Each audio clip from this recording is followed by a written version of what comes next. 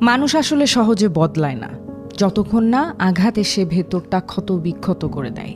এবং মানুষ ততক্ষণ পর্যন্ত পুরনো অভ্যেসগুলোকে আঁকড়ে ধরে রাখে। যেদিন আঘাত এসে গা ছুঁয়ে যায়, মানুষ সেদিন থেকে বদলানোর পথ খুঁজতে শুরু করে।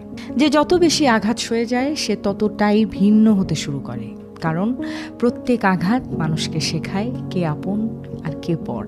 আর সেই সাথে খুব শক্ত করে শিখিয়ে যায় যে কোথায় দাঁড়াতে হবে আর কোথায় ভেঙে পড়তে নেই।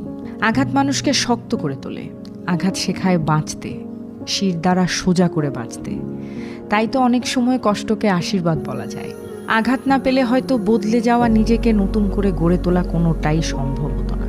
তাই আঘাতকে ঘৃণা নয়, একটা নতুন শুরু হিসেবে গ্রহণ করুন। কারণ আঘাতই শেষ পর্যন্ত মানুষকে তার সত্যিকার রূপে গড়ে তুলতে সাহায্য করে।